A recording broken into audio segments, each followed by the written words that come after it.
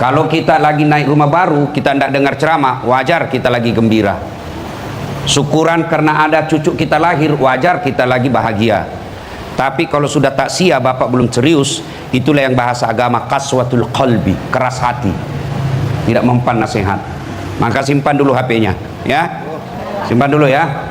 Nggak usah, kalau bapak ibu merekam gambarnya tidak jelas ya. Bagaimana caranya? Ini ada kamera, saya bawa nih, bawa ini, nanti kau bawa pulang kameramu, jangan cemas, nonton di YouTube, insya Allah ada ya. Nah, sebelum minta maaf Pak, saya lagi drop agak, saya tadi malam masih di Jakarta Pak, 10:30 balik Makassar tadi malam, cara lagi tadi pagi Makassar, jam 11 lagi balik lagi ke sini, tiba tadi sore, tidur sedikit lagi ketiduran, mau balik lagi. Saya minta tolong kipasnya dimatikan dulu, saya alergi angin ya, minta maaf, bisa sedikit ya, 1 jam aja ndak kena kipas, sudah itu biar mau simpan di depannya hidung ibu, ndak apa-apa, penting saya sudah balik ya, ndak apa-apa Pak ya. Oke, mohon keikhlasannya tidak pakai kipas angin dulu ya. Oke, Bapak Ibu saudara-saudara sekalian, ada firman Allah yang tiap Jumat kita baca, tiap Jumat dibacakan di khatib Jumat. Tidak sah sholat Jumat kalau ayat ini tidak dibaca. Apa ayat itu? Ya ayyuhalladzina amanu taqullaha haqqa tuqatih wa la tamutunna illa wa antum muslimun. Ini sejak 1400 tahun yang lalu Pak, dari lebih 6000 ayat dalam Quran, ayat ini yang selalu diulang-ulang. Coba bayangkan, sudah 1400 tahun tiap Jumat dibaca. Masih ingat waktu Covid? Ibu-ibu masih ingat waktu Covid? Apa pengumuman dari pemerintah waktu itu? Apa pengumuman pemerintah? Pakai masker, jaga jarak, cuci tangan, jangan berkumpul. Di mana-mana diumumkan. Kenapa? Waktu itu pakai masker penting. Sekarang masih ada itu pengumuman? Masih ada itu pengumuman? Kenapa? Sudah tidak penting. Ayat ini 1400 tahun masih diulang-ulang. Kenapa? Penting. Dan rasanya ayat ini susah diterima akal. Coba simak ayatnya. Wahai orang-orang yang beriman. Berarti tanpa iman Bapak susah laksanakan ayat ini. Allah tidak mengatakan ya ayuhan nas, wahai manusia. Kalau Allah katakan ya ayuhan nas, penjudi pun mampu lakukan. Bertakwalah kalian kepada Allah. Takwa itu dua, mampu melaksanakan perintah Allah, sanggup menghindari larangannya. Itu aja itu takwa. Dua aja itu Bu. Syarat takwa itu dua saja. Lebih susah syaratnya jadi caleg. Ya, ini dua aja takwa Bu. Satu, perintah Allah laksanakan. Dua, larangan Allah tinggalkan. Dan hebatnya Allah, kalau perintah sesuai kemampuan. Sholat tidak mampu berdiri, duduk. Tidak mampu duduk, baring. Puasa tidak mampu karena sakit, boleh kau tunda. Nanti selesai sakit kau bayar. Tidak sembuh-sembuh, boleh ganti dengan lain. Apa? Dia. Kamu harus haji kalau mampu. Tidak mampu, boleh tidak haji sampai meninggal. Perintah sesuai kemampuan. Tapi kalau larangan, mutlak tidak boleh tawar-tawar. Tidak boleh sesuai kemampuan, mutlak harus lakukan. Kalau perintah, jangan berzina, la taqrabuz zina, kata Allah. Jangan kau dekati zina. Tidak bisa bilang, saya tidak bisa kalau tidak berzina 1 bulan. Tidak bisa. Itu mutlak. Jangan dekati judi. Tidak bisa, tidak bisa saya kalau tidak judi, tidak boleh. Jangan dekati khamar, tidak boleh. Wah, saya harus teler 1 hari. Tidak. Ayat perintah disesuaikan kemampuan. Larangan mutlak. Itulah takwa. Perintah lakukan sesuai kemampuanmu. Larangan mutlak. Nah, wahai orang-orang yang beriman, bertakwalah kalian kepada Allah dengan sebenar-benarnya takwa. Sebenar-benarnya takwa. Di Indonesia banyak takwa gimik-gimik, banyak takwa pencitraan, banyak takwa pilkada, banyak takwa pilpres. Kalau mau pilpres, pilcaleg, itu politisi penampilannya kalah ustad. Tiba-tiba pakai gamis, pakai serban, masuk keluar masjid. Kalau perlu hafal ayat. Selesai pilcaleg, hilang lagi mereka. Bersedekah pencitraan, panggil wartawan hanya untuk bagi-bagi 25.000, panggil wartawan, ngantri sampai berjemur, ada yang pingsan. Itu pencitraan. Pencitraan itu gimik-gimik, bahasa agamanya munafik. Nah, sayangnya pejabat kita banyak yang begitu. Takwa munafik, takwa gimik-gimik, takwa pencitraan, pura-pura masuk lorong, pura-pura sama masuk gorong-gorong. Jangan bawa urusan politik ini ya, bukan ya. Tapi itu yang Bapak suka. Yang kejar-kejar mobil, pura-pura, itu semua pencitraan. Gimana caranya? Saya ini pengajar komunikasi, Pak. Saya dokter di bidang komunikasi. Saya bisa tahu, oh ini gimmick ini pencitraan, ini direkayasa. Gimana caranya? Tidak mungkin jernih suaranya kalau dia tidak pakai mic dalam sembunyi. Tidak mungkin itu kamera, kalau dia tiba-tiba dia bikin, tidak mungkin ada pengambilan gambar dari belakang, dari samping, dari depan, dari atas. Pasti itu ada timnya. Dan itu pencitraan. Tapi sayangnya bangsa Indonesia senang yang begini, terlalu cepat terharu. Maka jangan heran pemerintah yang kamu pilih dan terpilih adalah pemerintah yang juga pencitraan. Tidak mikir rakyat tapi mikir dirinya. Pura-pura penguasa, pura-pura jadi pejabat tapi yang dipikir harta kekayaan untuk dirinya. Nah, Bapak Ibu saudara-saudara sekalian, makanya Allah katakan bertakwalah dengan sebenar-benarnya takwa. Karena Allah tahu suatu masa nanti di Indonesia banyak orang pura-pura takwa. Waktu dilantik bertakwa kepada Tuhan yang Maha Esa. Setelah dilantik takwanya ke kanan, dia ke kiri. Tapi jangan khawatir, Allah ancam, bertakwalah dengan sebenar-benarnya takwa. Wala tamutunna, dan janganlah kamu mati illa kecuali wa antum muslimun, kecuali dalam keadaan beragama Islam. Wahai orang-orang takwa sebenar-benar takwa, dan jangan kamu mati. Dengar ayat ini, jangan kamu mati. Seolah-olah mati itu urusan kita, mati itu urusan Allah. Jangan kamu mati berarti Allah, kalau jangan kamu mati itu seolah-olah dasar jangan kamu mati berarti mati mau-maumu. Padahal mati mau atau tidak, tiba saatnya pasti mati. Orang kaya mati, orang miskin mati, raja-raja mati, rakyat biasa mati, janda mati juga. Orang kaya mati, orang miskin mati, raja-raja mati, rakyat biasa mati, perawan mati juga. Nah, Ustadz mati. Di belakang sedikit. Kalau Ustadz duluan siapa yang tak siapa? Iya kan? Semua mati. Ayat ini Allah ingin pesankan seolah-olah Allah berkata, bukan mati masalahmu, mau atau tidak pasti kamu mati dasar. Yang jadi masalah bagaimana caramu mati. Itu ayat ini. Ada orang lagi sholat sujud mati. Ada orang lagi puasa Senin Kamis jelang buka meninggal. Ada orang perjalanan pergi haji meninggal. Ada orang lagi tawaf meninggal. Iya kan? Sementara ada orang lagi berzina mati.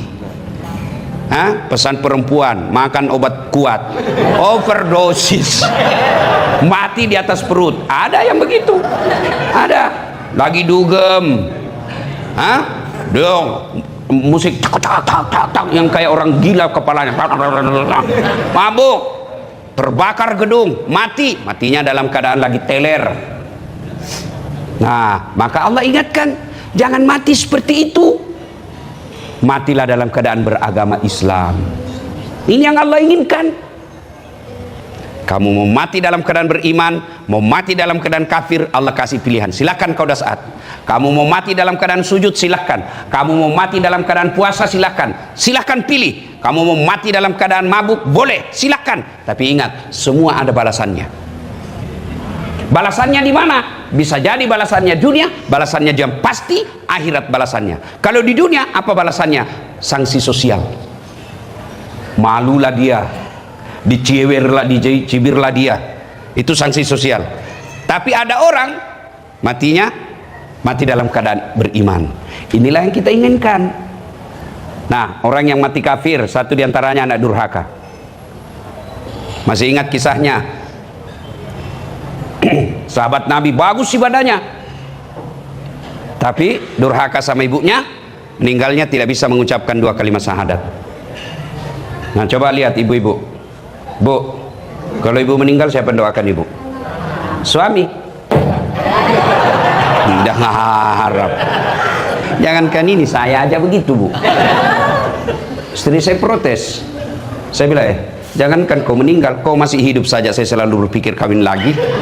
Apalagi kalau kau sudah mati, pastilah kita kawin. Iya toh? Siapa yang doakan ibu? Anak. Berarti Bapak Ibu, sedulur-sedulur, saudara-saudara, Bapak mau tahu masa depan Bapak dikubur? Mau tahu masa depan ibu dikubur? Bagaimana keadaan ibu nanti dikubur? Lihat anakmu sekarang. Lihat anakmu sekarang. Kalau anakmu masih pergi sholat subuh, ada harapan Pak. Anak kita masih datang mau pengajian, ada harapan. Anak kita cakep, cerdas, sekolahnya bagus, masih datang pengajian, keren. Daripada anak sudah jelek, dungu, muka ndak jelas, ndak pernah lagi datang pengajian, sial jadi anak orang tua. Ayo saudara-saudara sekalian, kalau anak kita buka kamarnya masih pegang Quran malam Jumat, insya Allah aman tuh orang tuanya. Kalau buka kamarnya game aja dia kerja, malam Ahad boncengan sama pacarnya, hai jangan harap Pak. Bapak kalau sudah masuk kubur, bukan menunggu 1 tahun, bukan menunggu 100 tahun Pak, ndak balik-balik lagi. Coba sekarang ingat saudara-saudara kita yang meninggal. Ada yang sudah meninggal bapaknya? Ada sudah meninggal bapaknya di sini? Ayo jawab masing-masing. Berapa kali bapak doakan orang tuamu satu hari? Bohong kalau 5 kali sehari. Bohong. Anda percaya saya Bu. Percaya saya Bu. Paling nanti kita doakan pada saat kita lihat ada bajunya langsung ingat. Itu pun tidak otomatis dia baca doa. Nggak usah jawab saya, jawab dalam hati, gambaran nanti kita dikubur. Kalau bapak saya sudah arwah, tapi saya bikinkan masjid, 2 masjid, setiap salat 5 waktu pasti baca Fatihah orang di situ. 2 masjid, berapa jamaah? Setiap 5 waktu imam baca doa, selesai baca doa Al-Fatihah untuk almarhum Abdul Latif bin Siapo. Ini mestinya dari tadi diurusin mic-nya nih ya. Al-Fatihah 2 masjid, ratusan jamaah satu hari. Bapak saya tidak kaya tuh waktu hidup, enggak. Rumah-rumah tidak jelas, pekerjaan tidak jelas, tapi alhamdulillah sudah lebih 10 tahun tiap 5 waktu dibacakan Fatihah. Banyak orang kaya berlimpah, cerdas anak-anaknya, ibu bapaknya, kaya orang tuanya, mapan orang tuanya, tapi tidak perhatikan agama anak-anaknya, tidak ada lagi yang ingat. Maka ibu-ibu renungan buat malam ini. Gimana anak-anak bapak ibu? Mana anak-anak kita sekarang? Kenapa kalau ulang tahun kita mampu kasih duit sampai 10 juta, 5 juta untuk pesta? Kenapa ucuran taksiah kau tidak mampu bawa anakmu? Anak kita ulang tahun atau perayaan kita mampu bawa ke Ancol, bawa ke Taman Mini, bawa ke Plaza Indonesia belanja. Kenapa urusan takziah seperti ini kau tidak mampu bawa anakmu di sampingmu? Siapa yang mau ceramai mereka? Kamu tidak mungkin tidak percaya. Maka mestinya acara seperti ini bawa anak kita dia dengar dakwah. Coba lihat anak-anak kita sekarang Pak, sudah tidak malu namanya pacaran, dinasehatin tidak mau mendengar. Kalau begini model anak kita, jangan terlalu berharap bahagia di kubur. Siapa yang salah? Bukan anak, orang tua gagal didik anaknya. Tidak ada anak dilahirkan langsung jadi preman, tidak ada anak dilahirkan langsung jadi rampok, tapi orang tua yang memulai membesarkan dan lalai mendidik anaknya. Dan yang mendidik anak itu paling wajib utama ibu. Kenapa ibu Ustadz? Karena bapaknya lebih sering keluar cari nafkah, ibunya yang harus bersama dengan anaknya. Cuma ibunya sibuk cari uang karena cicilan, bapaknya pun sibuk, akhirnya anaknya tidak ada yang didik. Demi Allah begitu ibu meninggal, meskipun cicilanmu sudah lunas, anakmu tidak akan mengingatmu ketika kau ada di kubur. Kan ini penting ya. Mari kita ingat anak-anak kita sekarang. Ustadz, anak saya sudah susah saya nasihati. Jangan putus asa. Gimana caranya? Lanjutkan dengan apa? Ibu bapak cari anak yatim sekolahkan, cari penghafal Quran. Demi Allah jangan berharap kalau tidak pernah bapak ibu lihat anakmu baik agamanya. Jangan berharap. Bapak tidak usah malu kalau anakmu tidak punya pekerjaan jelas. Tidak usah malu kalau anak kita tampil-tampil ban motor di jalan. Tidak usah malu kalau dia asongan tapi dia sholat 5 waktunya baik. Tidak usah malu. Itu harapan. Daripada dia jadi anggota DPR cuma nipu rakyat, jadi anggota DPR cuma makan uang negara, jadi pejabat mempermalukan korupsi. Itu baru di dunia ibu sudah malu, apalagi di akhirat kelak. Dan bapak ibu tahu, Kalau orang sudah masuk di kubur, apa anak lakukan kalau dia tidak didik dengan baik? Orang tuanya disiksa di kubur. Kan satu kali Nabi lewat, suatu kali pemakaman, Nabi lewat, anggaplah dari sini ke sini. Di sini ada kuburan. Nabi ketika lewat di sini, Nabi katakan cepat jalanmu, saudara-saudara cepat jalanmu. Sampai Nabi sini, balik lagi. Nabi ketika tiba di sini, sahabat mau langkahkan capi cepat, karena tadi disuruh cepat. Begitu tiba di sini, Nabi katakan tidak usah buru-buru. Sahabat bertanya, ya Rasul, waktu pergi tadi disuruh buru-buru, kenapa pulang tidak? Siapa yang tahu kuburan ini? Si fulan, ya Rasul, tadi waktu pergi itu dia dihukum. Saya tidak betah mendengar hukuman dia dalam kubur. Saya tidak tega lihat dengar dia. Maka saya buru-buru. Pulang tidak lagi. Kenapa? Saya dengar Allah perintah malaikat, hentikan kau siksa itu orang tua di kubur. Tidak mungkin orang tuanya saya siksa di kuburnya sementara anaknya mengucapkan Bismillahirrahmanirrahim dengan nama Allah pengasih dan penyayang. Masa anaknya bilang pengasih penyayang, saya siksa orang tuanya? Tuan-puan yang saya hormati, baru anaknya baca basmalah, Allah sudah bebaskan dari asap kubur.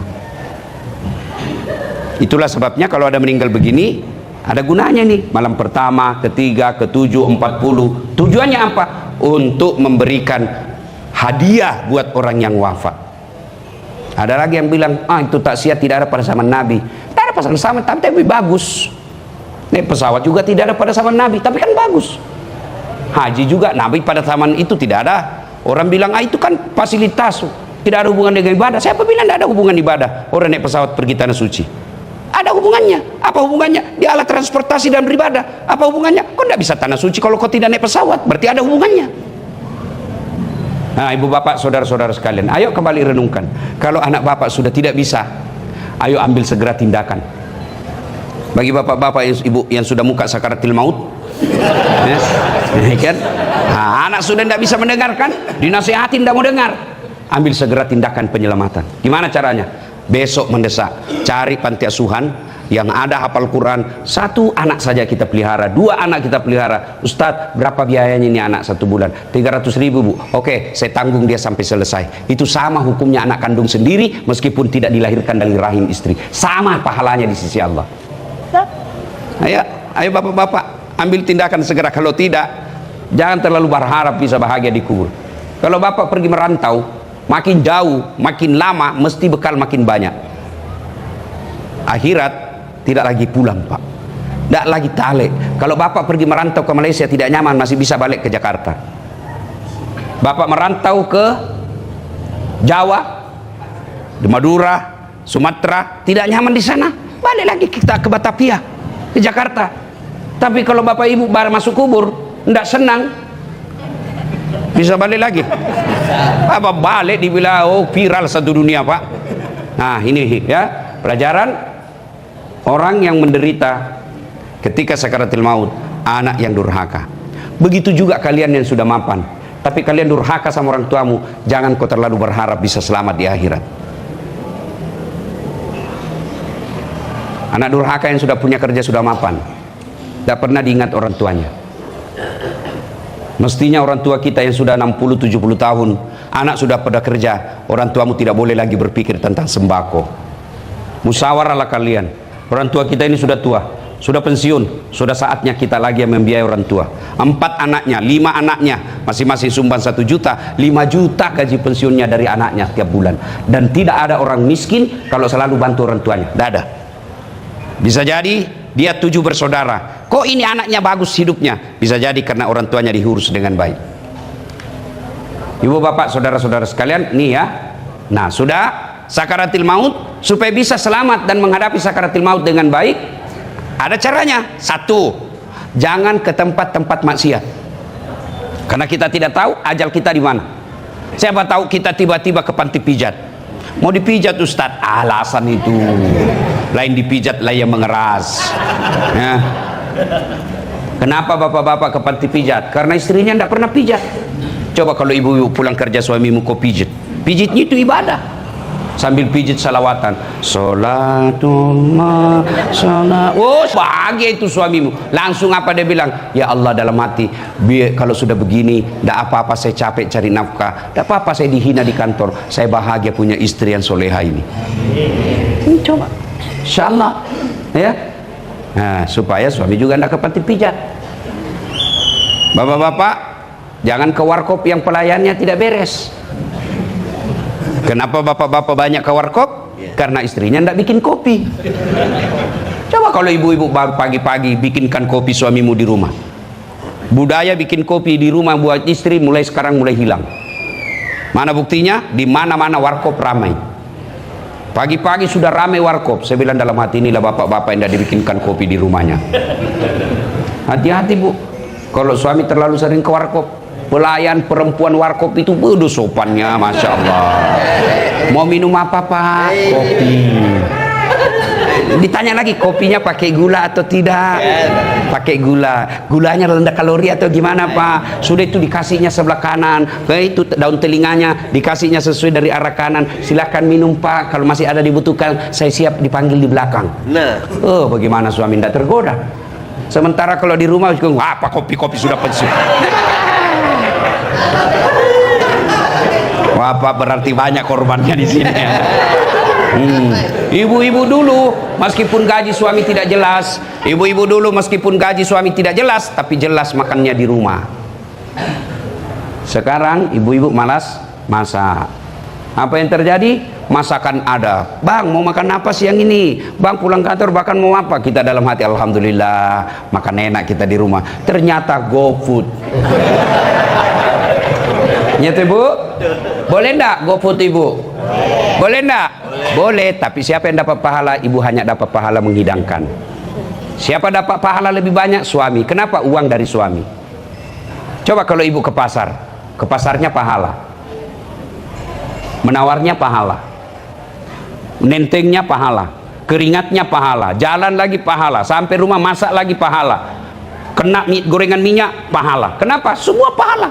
Bapak tahu enggak ibadah yang paling lama dalam hidup ini? Ibu-ibu tahu pahala paling lama dalam hidup ini? Pahala ibadah rumah tangga. Apa susahnya Rasulullah wafat dalam keadaan sholat? Allah mampu warik dia. Apa susahnya Allah wafatkan Rasul dalam keadaan tawaf? Apa susahnya Allah wafatkan dalam keadaan dakwah? Tapi itu tidak. Di mana Nabi dakwah wafat? Di mana Nabi wafat? Di atas pangkuan istrinya. Itu berarti ibadah paling lama adalah ibadah keluarga. Sholat 5 kali aja belum tentu kita bisa.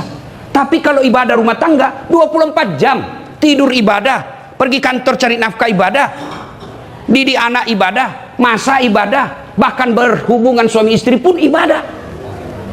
Makanya jangan heran kalau sama istri bapak lobet, slow motion. Kenapa? Digoda sama istri. Setan nggak mau kalau bapak beribadah. Makanya kalau aja istri, ma ibadah yuk, itu ibadah. Tapi kenapa kalau sama perempuan yang tidak halal bapak nafsu? Karena setan yang goda. Kenapa? Melakukannya adalah dosa. Sama istri melakukannya ibadah. Maka mulai malam ini perbanyak ibadah. Ingat, itu ibadah. Jangan ketawa anak muda, ini urusan orang tua.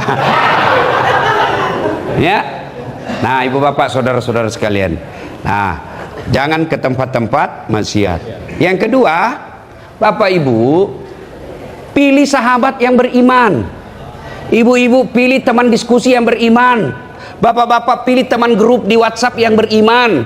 Kalau grup WhatsAppmu tidak beres, banyaknya di situ kirim-kirim gambar, foto, video yang tidak beres, lebih baik kau terhormat keluar dari grup itu.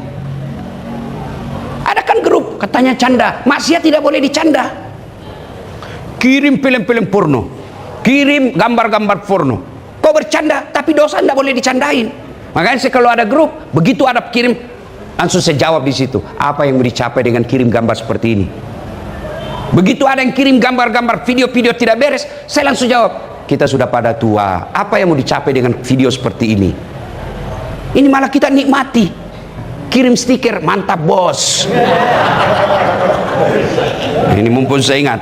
Pak, adik-adikku ini yang sering like, lewat like, hati-hati. Like-mu itu nanti akan kau pertanggungjawabkan di akhirat. Kalau kau beriman, kenapa film-film begini kau like? Berarti kau suka, berarti imanmu tidak beres. Kalau video-video tulisan begini, orang munafik, kenapa kau like? Berarti kau suka yang begini.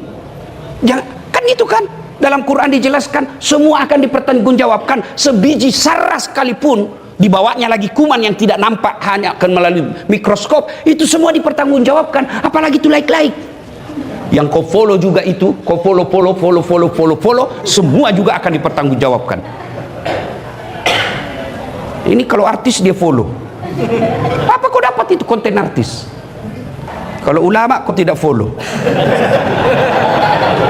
Padahal kontennya ulama bagus, dakwah, nasihat, sehingga kau paham lewat berarti baru kau paham, dapat kau pahala. Artis apa? Hai guys, kita lagi di Jepang guys, emang kau dikasih ikut? Hai guys, kita lagi makan kepiting guys, kepiting Alaska guys, ini harganya 600.000, kau dikirimi, kau tinggal bilang, wih enaknya ya. Bah, ya. Tapi kalau kau follow ulama, kau dapat ilmu, ibadahmu bisa lebih benar, kau share lagi di grupmu dapat amal jariah. Apa itu ilmu yang bermanfaat? Nah, bapak saudara-saudara sekalian, ya. Jadi jangan sembarang teman bergaul kita. Kalau orang berteman dengan ulama, berteman dengan remaja masjid, berteman dengan orang pengajian, pasti ngajaknya ke pengajian. Nggak mungkin kalau bapak berteman sama saya, bapak bilang, Ustaz, ayo dugem. Nggak mungkin bapak bilang. Atau saya datang ke sini, Pak, di mana di sini tempat panti pijat yang bagus? Nggak mungkin. Pasti saya tanya, Pak, di mana tempat sholat berjamaah yang baik? Pak, di mana ada pengajian? Maka teman itu menentukan, bisa jadi kita mati, diajak kita. Maka ibu-ibu, kalau dalam grup itu banyak perempuan hedon, tinggalkan. Bukan sombong, kita pamit. Mohon maaf, saya lemah iman. Takutnya di sini malah tambah hancur iman saya. Kalau ada sesuatu silakan japri. Kan begitu pamitnya. Ya, adik-adik, kalau ada grupmu yang tidak bagus, pamit aja. Saya ini lemah sekali iman saya. Saya takut makin hancur iman saya. Mohon maaf, say goodbye, bye bye. Kan itu, daripada kita bertahan lalu banyak dosa. Ya, yang berikutnya, supaya kita bisa wafatnya dalam keadaan beragama Islam, yaitu doa. Ya Allah biha, ya Allah biha, ya Allah bihusnid. Minta itu. Kalau itu ada yang doa dibaca Pak Ustadz tadi, ada doa yang disebut doa salamat, wa afiatan fil jasadi, wa siadatan fil ilmi, wa barakatan fil rizki, wa taubatan. Ini yang berkaitan dengan kematian. Taubatan qablal maut, bertobat sebelum mati. Wa rahmatan indal maut, dirahmati, disayangi ketika dicabut nyawanya. Wa maghfiratan ba'dal maut, diampuni setelah mati. Kalau tiga hal ini dikabulkan, aman Pak, aman. Kalau tiga ini dikabulkan, taubat sebelum mati. 60 tahun, 55 tahun dia maksiat, ujung akhir 5 tahun hidupnya dia taubat. Itu namanya husnul khatimah. Ya, dirahmati ketika dicabut nyawanya. Dikasih lembut. Karena orang sakaratil maut Pak, dicabut nyawanya kata Nabi, itu 1000 kali kita dikuliti hidup-hidup baru sama sakitnya sakaratil maut.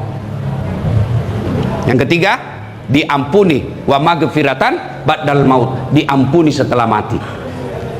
Memang banyak dosanya tapi dapat ampunan, aman. Saya tanya bapak-bapak, sebenarnya bapak meninggalnya nanti 2050, nanti 2050 bapak wafat, tapi tidak ada jaminan bapak diampuni atau tidak. Kalau bapak mau meninggal besok tapi semua dosa-dosamu saya maafkan, kau masuk surga, pilih mana Pak? Pilih mana? Pilih mana? Kalau saya pilih 2050 dan diampuni. Ya. Nah, ibu bapak saudara-saudara sekalian, sudah ini ya cara supaya kita bisa mendapati matinya dalam keadaan husnul khatimah. Sudah bapak ibu sekalian. Lalu malaikat Jibril bernasihat kepada Nabi Muhammad, if'al ma syi'ta fa innaka mayyitun. Silakan kau lakukan apa yang kau lakukan, tapi pasti kamu mati. Silakan. Mau judi silahkan, mau hamar silahkan, mau nipu silahkan, mau judi silahkan, tapi semua pasti kau tanggung.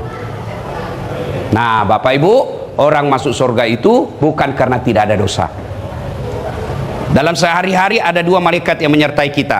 Malaikat pencatat amal sebelah kanan, malaikat pencatat dosa sebelah kiri. Ya, orang masuk surga bapak ibu bukan karena tidak ada dosa, tapi amalnya lebih berat.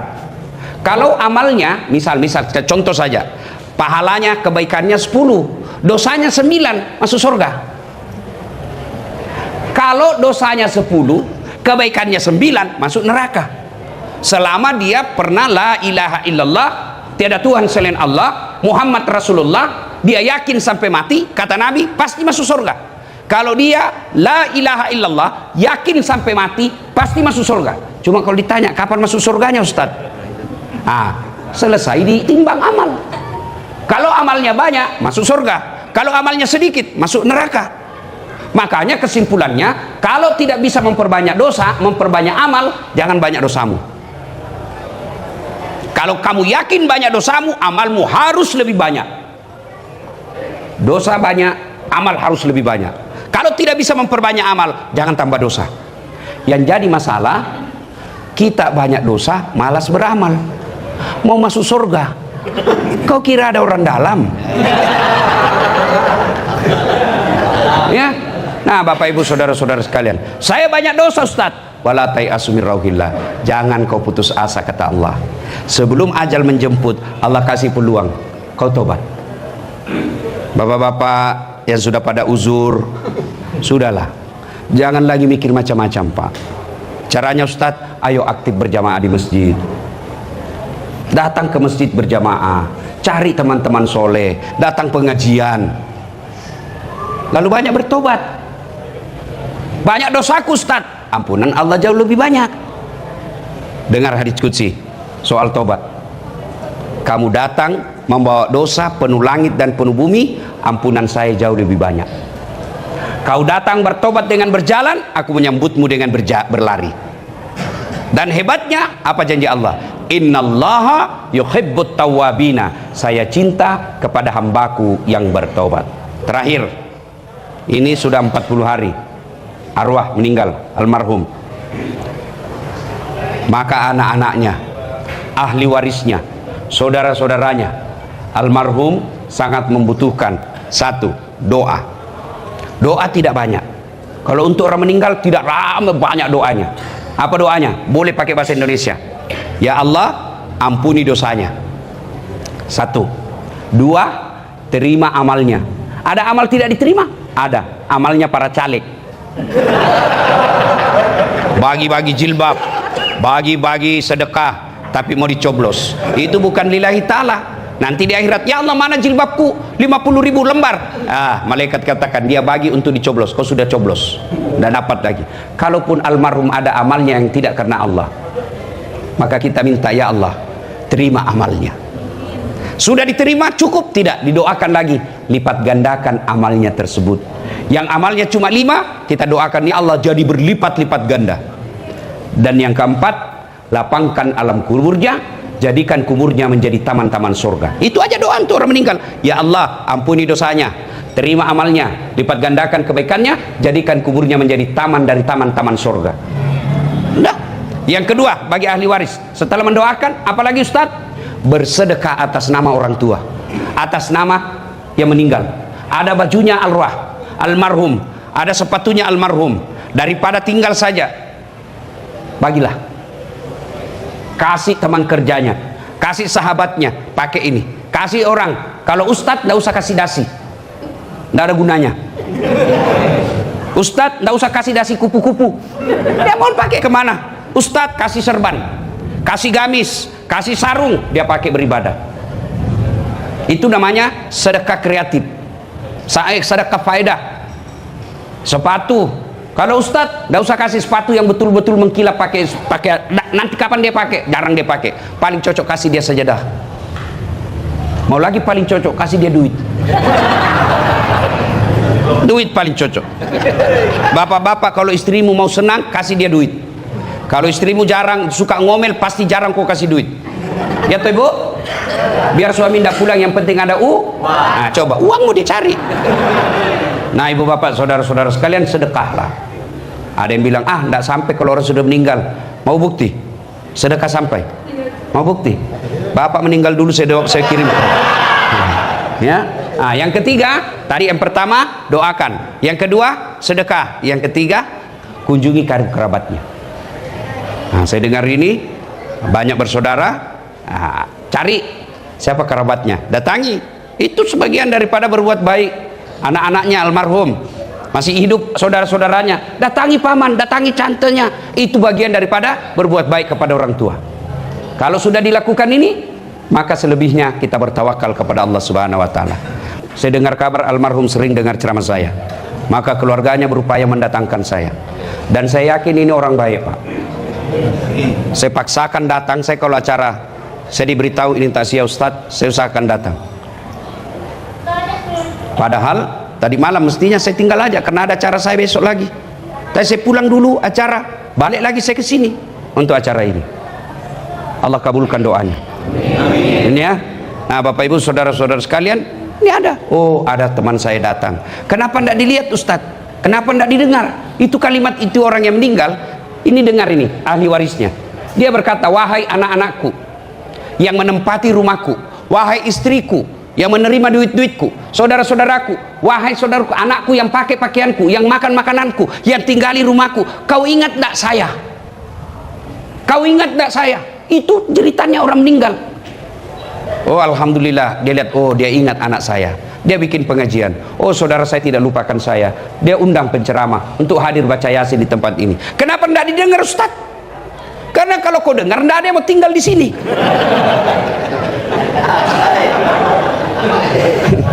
Karena alam kita sudah beda. Satu alam nyata, alam fana kita, alam dunia. Satunya lagi namanya alam barzah, alam kubur, alam gaib sudah tidak lihat. Nah, ibu bapak saudara-saudara sekalian, pada akhirnya kullu nafsin sa'ikatil maut. Semua yang hidup pasti akan mati. Al mautu babun, mati adalah pintu yang setiap kita pasti melewatinya. Demikian, lebih dan kurangnya mohon dimaafkan. Usikum wa nafsi bitaqwallah, fastabiqul khairat. Assalamualaikum.